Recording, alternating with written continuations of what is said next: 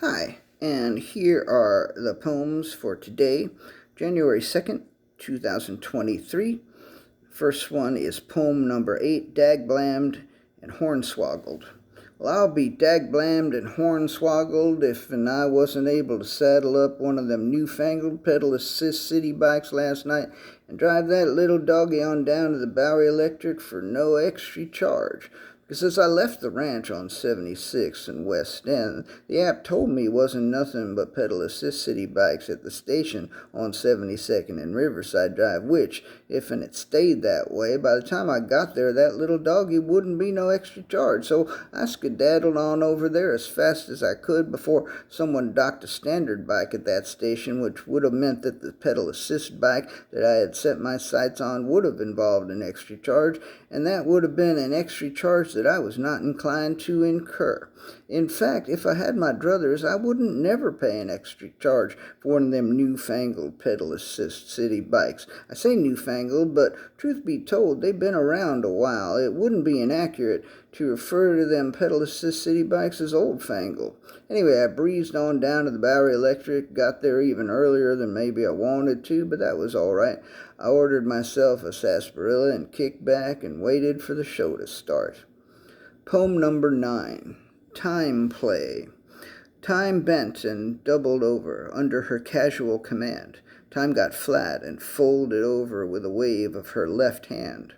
Time stopped and then restarted in accordance with her whim. Time burped and then it farted when she sang a little hymn. Time aged quickly, then renewed when she said the sacred prayer. Time got queasy, then it spewed, a little time got in her hair.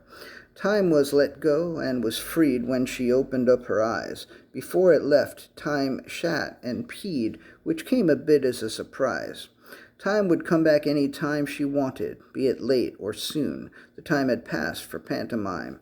She turned to drawing down the moon. Poem number 10, It Was. It was twisted and bent. It was at a slight tilt. It was a patchwork. It was not well built. It was a tangled jumble. It was a jangled tumble. It was on Tinder and Bumble. It was proud and humble. It was haughty and high. It was lofty and loud. It was there in the sky. It was up in a cloud. It was here on a trip. It was not going to stay. It was here for a blip. Now it's going away. Poem number 11, The Little Box and the Motherfuckers. It was just a goddamn box, and a little one at that. It said, "What the fuck do you want from me? I'm just a little fucking box. I can only do so much," which was reasonable, and yet those motherfuckers were always trying to cram shit into the box that wouldn't fit. And the box would say, "Whoa, you gonna break me? You wanna fucking break me? What the fuck is wrong with you?" Which was reasonable. And yet, those motherfuckers would not let it go. What they really needed was a second box, but they didn't want to go across the street and just get another bigger box. The little box said, "You hear that? Just go across the street and get another fucking box." And then the box added, "If I had fucking legs, I would go across the fucking street and get another box myself if I also had arms to hold it in." And the box said, but the motherfuckers kept cramming away, stuffing more shit than could possibly fit into that poor little box. And the box said, "I swear to God, if I could jump out that fucking window right now, I would. You motherfuckers have to back off." But it was like those motherfuckers were crazed. They were hell-bent motherfuckers. They would not let up. They would not relent. And believe it or not, they somehow managed to get like 90% of the shit into the box.